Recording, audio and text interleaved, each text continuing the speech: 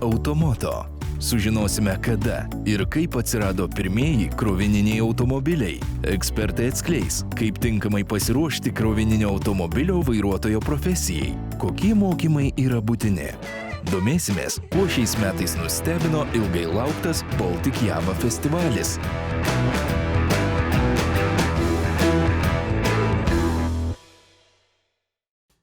Vidaus degimo variklių atsiradimas XIX amžiuje nulėmė ypač svarbius pasaulinius transporto pokyčius. 1886 metais Karl Benz sukonstravo pirmąjį automobilį, o vos po 9 metų dienos šviesą išvydo ir pirmasis krovininis mašinos modelis. Pastebėjus sparčiai augantį šių transporto priemonių populiarumą, jų gamybą pradėjo tokios kompanijos kaip Renault, Peugeot ar Busing. Pokario Lietuvoje vienas pirmųjų sunkvežimių buvo Gas MM modelis, žinomas kaip Polutarka. Apie 1907 metus Lietuvos bajoras Přemyslovas Neveravičius, būdamas savamokslis konstruktorius be aukštojo išsilavinimo, pirmasis pasaulyje sukūrė laiką pralenkusi aštuonratį savaeigį vežimą. Krovininių automobilių pagrindinė paskirtis tuomet dažniausiai apsiribodavo žmonių grupės vežimu į pasirinktą miestą. Tačiau dabar krovininiai automobiliai naudojami vežant sunkiasvorius krovinius, velkant priekabas ar puspriekabes. Žinoma, transporto priemonė be vairuotojo tėra tik metalinė konstrukcija, jos valdymui reikalingas žmogaus įsitraukimas. Specialybė yra įdomi tom, kad tu gali keliauti, matyti, praplėsti savo akiratį, pamatyti, kaip kitose šalyse gyvena žmonės, kokia tenais yra kultūra. Šių dienų krovininių automobilių valdymas yra nepalyginamai lengvesnis nei prieš 2 šimtmečius. Čia įdiegti kelią nurodantis prietaisai, mechanizuotos sistemos padedančios iškrauti ar pakrauti krovinį. Tačiau naujausios technologijos vis dar negali pakeisti žmogiškojo faktoriaus, kuris užtikrina saugumą. Psichologinio pasiruošimo reikia ir labai daug. Taip, automobilius vairuoti šiuolaikinis, juos labai sudėtinga nėra. Pakankamai daug elektroninių saugumo priemonių yra naudojama, kurios padeda vairuotojui valdyti jį. Taip. Tačiau joks elektroninis prietaisas negali pakeisti pačio vairuotojo. Pavyzdys būtų maršruto stebėjimas. Yra navigacinės sistemos, kurios išmanios, mato srautus, informuoja apie eismo kamščius ir panašiai, bet jeigu vairuotojas nestebi kelio ženklų, nestebi maršruto, krypties, jam važiuoti tuo keliu yra be galo sudėtinga ir jeigu tu paklysti, pasukai ten, kur nereikia, navigacija tave ne ten nuvedė, kur reikėjo, tu iš karto pradedi stresuoti. Bijai, kad pradėsi vėluoti į pakrovimus, iškrovimus, bijai, kad viršysi vairavimo laikus, už tai gresia didelės baudos. Krovininio automobilio vairuotojo profesija reikalauja itin didelio psichologinio pasiruošimo. Šios profesijos amato besimokantis Arminas sako girdintis įvairių nuomonių apie būsimo darbo specifiką. Į vairuotojo specialybę dažniausiai žmonės žiūri gana keistai iš dalies, nes vieni iš žmonių sako, kad ši specialybė yra gana įdomi, o kiti, didesnė dalis kitų žmonių, tai teigia, jog yra arba sunkus darbas, kad nebūni namie ilgą laiką išvykęs į tolimus reisus. Na, priklausomai nuo požiūrio. Jauni labiau linkę žiūrėti iš blogosios pusės. Jie labiau žiūri kaip į neigiamą, kad būni išvykęs ilgai, nematai draugų, būtent žiūrint iš draugų perspektyvos. Krovininių automobilių vairuotojų vidutinis darbo užmokestis patrauklus rinkoje. Tačiau norint tapti profesionaliu vairuotoju, būtina išmokti daugelį teorinių bei praktinių dalykų. Kas žmonės dažniausiai traukia, tai darbuotojų užmokestis. Na, žinoma, yra įvairių žmonių, kai kuriems ši specialybė kaip ir patinka. Pavyzdžiui, man jinai atrodo tikrai įdomi, dėl to aš ją rinkausi, o šiaip viskas yra per kursus paaiškinama, ypač profesinės kvalifikacijos kursus, juose paaiškinami darbo, vairavimo, poilsio režimai. Na, tai atsižvelgiant į juos, tai yra pakankamai nesudėtinga pradėjus dirbti. Daugeliui žmonių važiavimas automobiliu yra nesudėtinga kasdieninė veikla. Tačiau krovininio automobilio vairavimo ypatumai yra daug sudėtingesni, nei gali pasirodyti iš pirmo žvilgsnio. Savo darbinę patirtį pradėjau būtent nuo krovininio automobilio vairavimo. Yra tekę irgi dalyvauti, norėdamas vairuoti, turėjau įgyti teisę vairuoti CC kategorijas. Taip pat reikėjo įgyti ir su profesinė kvalifikacija, tai atvykęs į profesinę kvalifikaciją turėjau tokį kaip ir nusistatymą, kad ką man šiandien reikia, vis tiek išvažiuosiu, viską išmoksiu, nesgi nieko sudėtingo nėra. Tai? Ir kada sudalyvavau tame jau praktinėje dalyje, darbinėje dalyje, kada sudalyvavau, tai pastebėjau, kad tenais yra reikalų pakankamai daug ir tas vairuotojo darbas, kaip čia yra, kad kalbama, kad yra nesudėtingas, tai pasirodė mano kailiu, kad visiškai sudėtingas, nes vairuotojas iš tikrųjų turi žinoti ne tik kaip reikia vairą pasukti, stebėti kelio ženklus ar tu mokėti sankryžą pravažiuoti, bet jisai turi gebėti išmanyti daug teisės aktų, kurie reglamentuoja būtent jo darbą.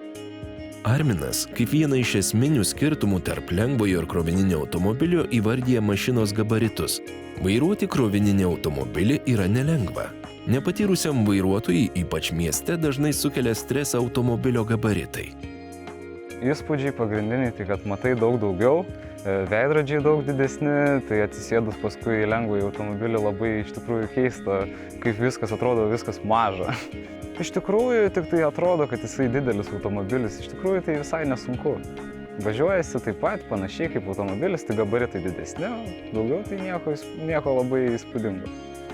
Dideliam mieste stresas, žinoma, yra didesnis nei važiuojant užmiestyje, nes didelis automobilių srautas, taip pat tavo transporto priemonė yra daug didesnė nei lengvieji automobiliai. Todėl, bent jau pradžioje važinėjant, kai esi nepatyręs, tai yra tikrai sudėtingiau. Pasirinkus norimą profesiją, svarbu nuolatos tobulėti, augti ir atsinaujinti. Vairuotojų mokymo skyriaus vadovas Mindaugas pabrėžia, kad vairuotojai turi išlikti budrus ir sekti kintantį reglamentą bei nuostatas.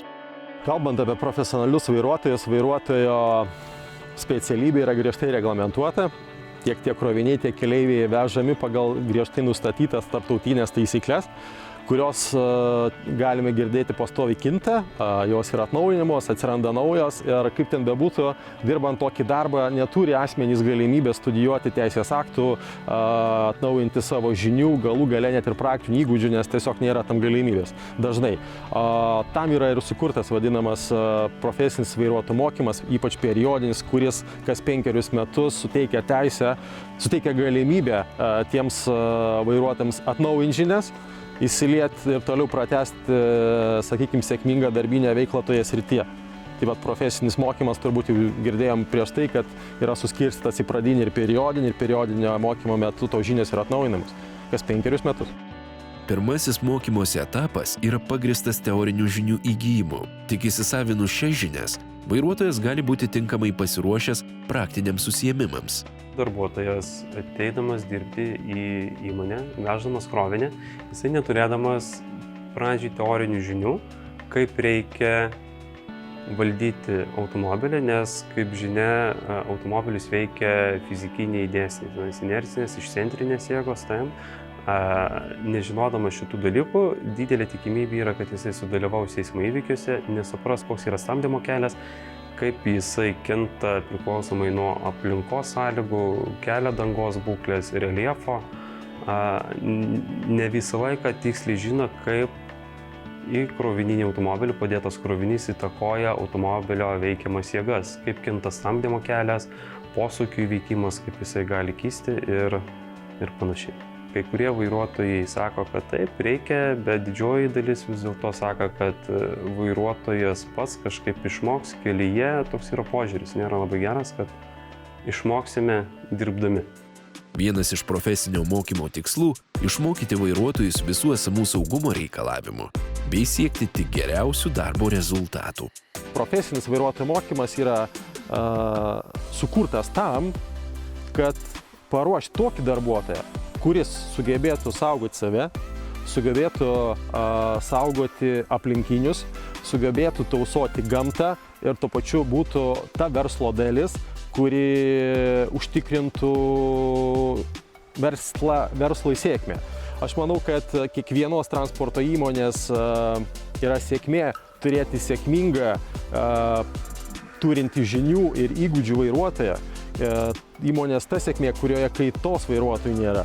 Ir tik tai turintis tinkamų žinių ir įgūdžių vairuotojas, mano nuomonė, gali užtikrinti tą sėkmę, sėkmingai nuveždamas ar tai krovinius ar keleivius į, sakykime, tinkamą vietą.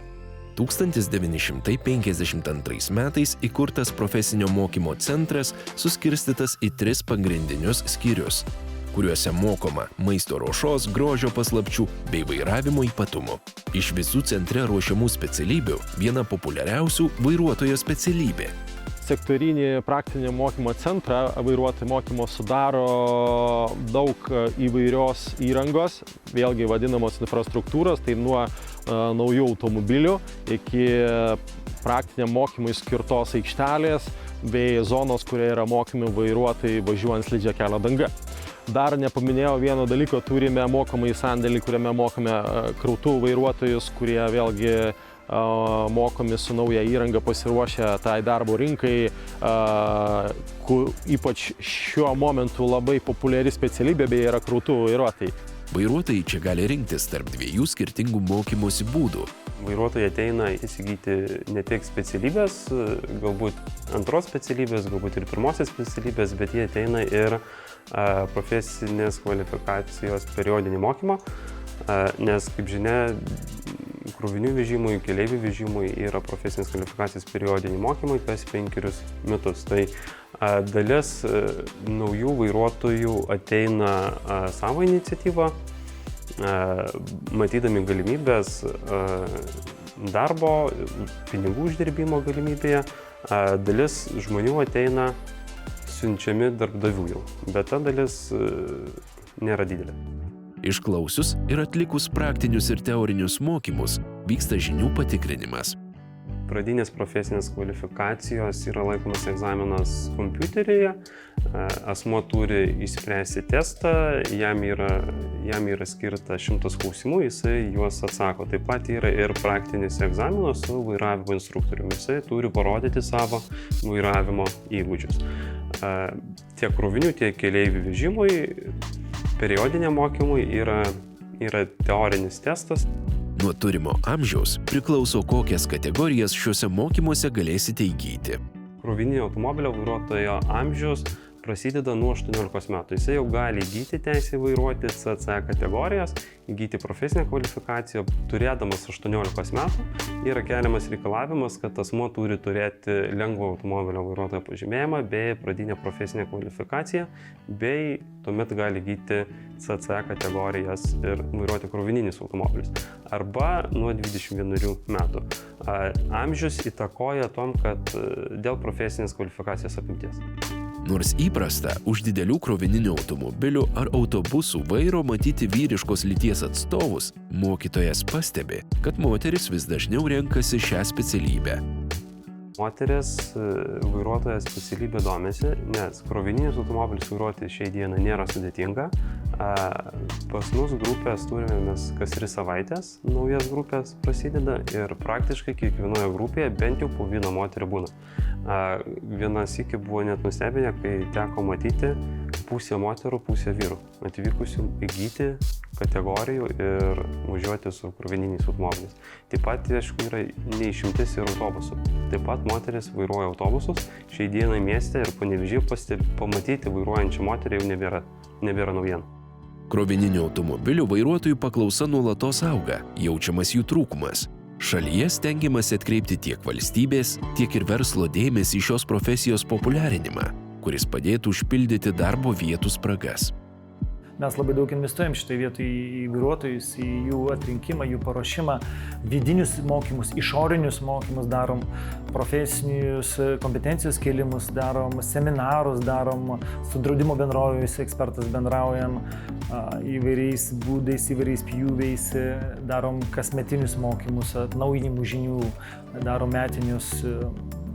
Labai daug investuojam į vairuotoją kaip po profesiją, specialistą, kompetentingą specialistą, kuris užima mūsų įmonėje ne tik tai funkciją, be kurios mes ir to darbo negalėtume atlikti, žinoma, bet tai yra labai svarbus ir strateginis instrumentas, kuris turi didžiulį įtaką iš tikrųjų ir įmonės pelningumui pačiam.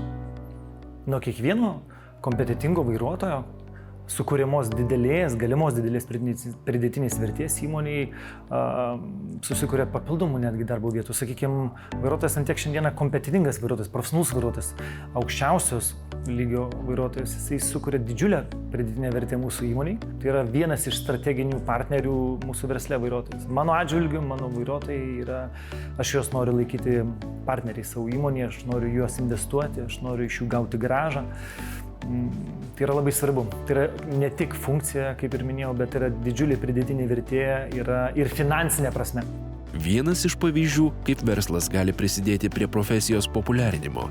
Apmokami mokymai sudarant sutartis su būsimu vairuotoju. Su vienu esu sudaręs sutartį, jį moko dabar darbo birža ir jis jau šį mėnesį turėtų ateiti pas mane dirbti. Beveik 10 metų sėkmingai gyvuojančios transporto paslaugų įmonės vadovas Rytis pažymė, kad išsilavinimą įgyjęs ir mokymus išklausęs vairuotojas visuomet bus pastebėtas ir labiau vertinamas darbdavių.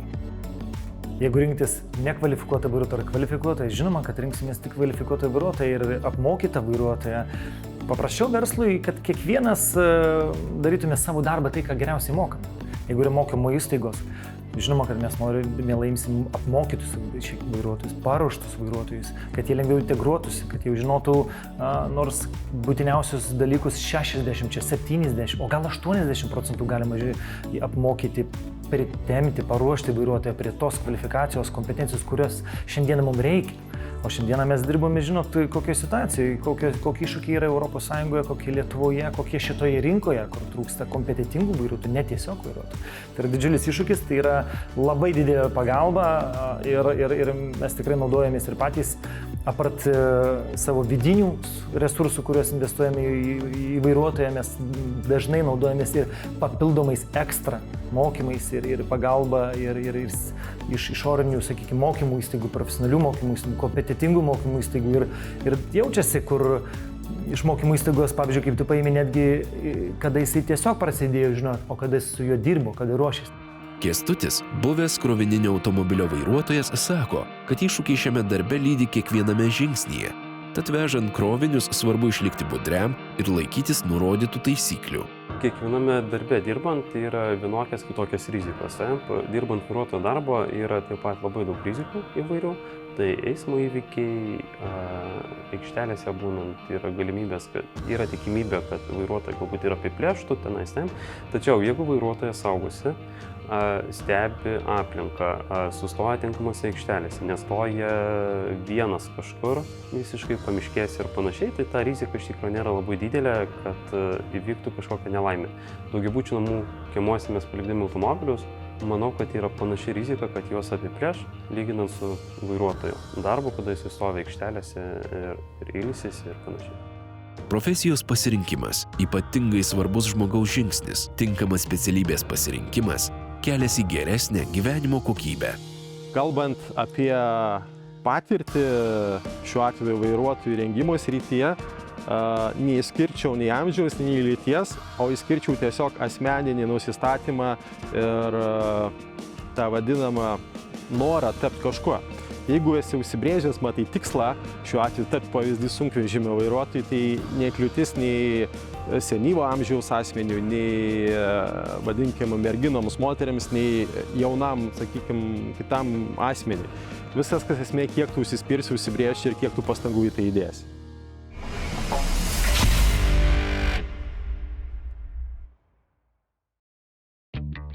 Java – tai motociklas, kuris suvirpina kiekvieno motociklų entuziasto širdį. Klasikinis dizainas, aptakios lašo formos bakas, ryškiai raudona ir tamsiai raudona spalva traukia ne tik šių motociklų mylėtojų, bet ir aplinkinių dėmesį. Šiandien gatvėse galime išvysti tiek naujosios kartos modelius, tiek ir atkurtus, laiko patvirtintus retro motociklus. Dažnam turimas Java motociklas reiškia kur kas daugiau nei įprasta transporto priemonė. Java есть это две такты. Это незабываемый запах в воздухе. Это немножко масла на одежде везде, когда ты ездишь в большой команде. Это приключение, это семейный праздник, это радость, это новые друзья. Java yra etalonas. Aš viską lyginu su Java. Didesnė, mažesnė, didesnė. Java yra toks atsispyrimo taškas. Daugelyje pasaulio šalių automoto technikos gerbėjų suvažiavimai tapę tradicija, kurios metu dalyviai varžosi įvairiose moto rungtyse, klausosi gyvos muzikos, susipažįsta su dar nematytais motociklų modeliais, o mažiesiems organizuojami žaidimai. Birželio mėnesį Lietuvoje vykęs Baltic Java festivalis gimė 2011 metais Latvijoje, Valmieros mieste.